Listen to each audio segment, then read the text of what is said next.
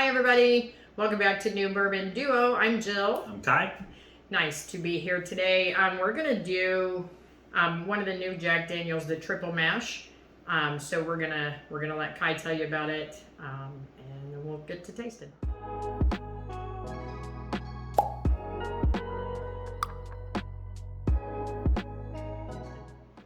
Jack Daniels Triple Mash and Jack Daniels Bonded both came out about a month ago in April of 2022.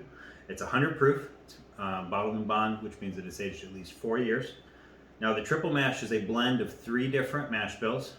The one mash bill, their main mash bill is 80% corn, 8 rye, 12 malted barley. That's their Tennessee whiskey mash bill.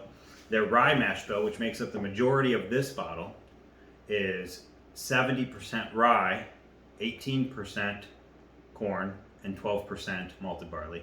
The 12% malted barley match. And then a small portion of this is a malt whiskey made by Jack Daniels. No mash bill is disclosed that I've been able to find. So it's 60% of the rye, 20% of the Tennessee whiskey, and 20% of the malt whiskey. It has to be from the same distilling season by the same master distiller, aged in a bonded warehouse, at least 4 years. And I'm pretty excited to give it a try. All right,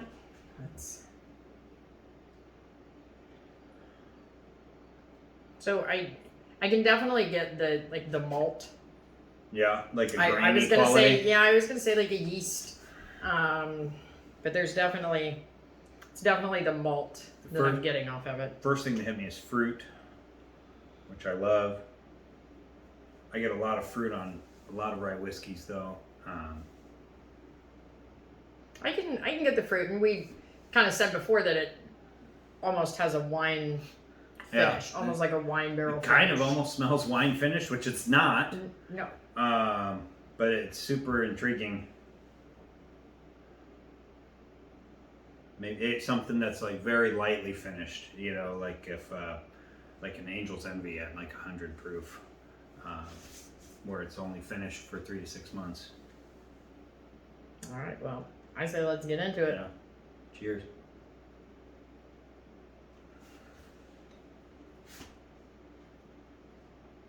It's super oily. Super sticks to the whole palate. To the hole. The whole palate. It just sticks to the hole.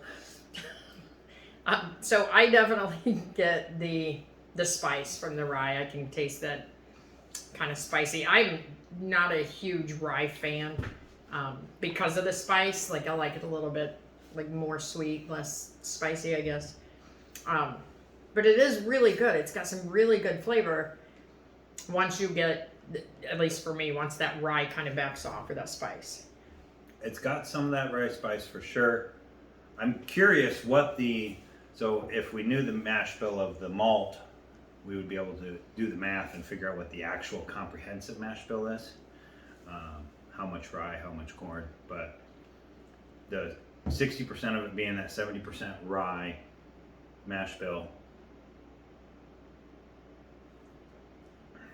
I think it's got some taste of like red candy, not the cinnamon. But red not candy. cinnamon. No, not cinnamon. So red like candy. what red candy though? Like red vines, a little bit.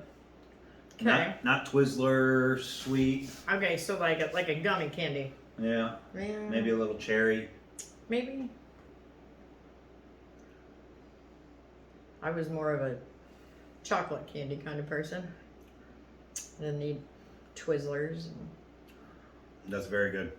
Again, like a praline. Maybe a light nuttiness that could be from the oak. The finish.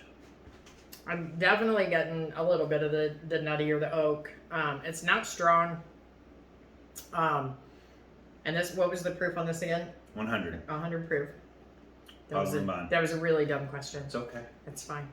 But like it is very good for a predominantly rye bourbon. It's very good.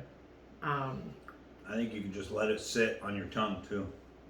and it doesn't burn too bad. Right. Yeah. I think it goes down smooth. It does sit on the tongue very well. And it's very flavorful. I think so. Whenever people say smooth, what does smooth mean? Does smooth mean no burn? Does smooth mean creamy mouthfeel? Does it smooth mean not high proof? yeah, Like no flavor? right. Like Watered down? I've had some that I would describe as smooth, and it's the more sweeter, lower proof, no burn Right. to it. So, but also like it's not a lot of bourbon flavor either. Right. Really, it's just kind of watery. Yeah. Like I think the mouthfeel on this is so oily that it almost coats my mouth like a liqueur, like a Screwball or a Fireball, with their sugary thickness, but not with those fake flavors. Not the cinnamon. from the it Fireball. definitely coats your mouth. Yeah. No antifreeze. Thank No. goodness. No peanut butter from the Screwball. No. That's unfortunate. I do like peanut butter. I do too. If this was made by Jim Beam, it would taste like peanut butter. Right. That'd be great. That would be okay. I would not be We need mad. to give him a tip. Right, yeah. Yeah, I would not be mad about that.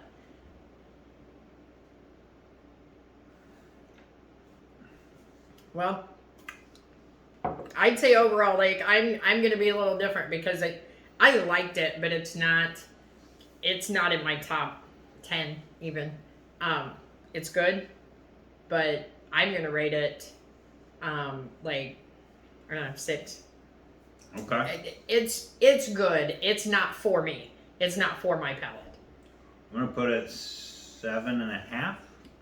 I think is where I want to be. We didn't mention this. It's about $35 to $40.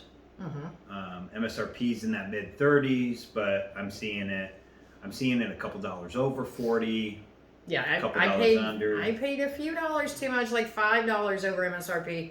But I found it, and we hadn't seen it anywhere else. And a local store to me got it in, so I bought it.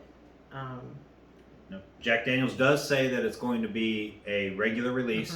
It's going to be a staple in their new premium whiskey line, and so it should always be on the shelf, so long as people aren't buying multiple bottles and hoarding them. Yeah. And we have the other release as well. We have the bonded Jack Daniels, which you'll have to watch our next video for that. But I'm super excited for that one. I've heard they're both really good. This one just wasn't to my liking. But I'm weird, so that's fine. I think it's very good. I'm going to give it a recommend. Yeah. Gorgeous bottle, 700 milliliter, under $40. Yeah, no, it's definitely a buy. I mean, like I will drink it. And we had just opened it, so maybe in a few weeks it's gonna open up a little more and have a little different flavor in the future. So I'll definitely go back to it. A lot do that. Yeah. So, other than that, until next time, make sure you hit the like and subscribe button, and follow us, so we can, delight you with with our tastings. Awesome. Well, thank you so much. Thank you. Cheers. Cheers.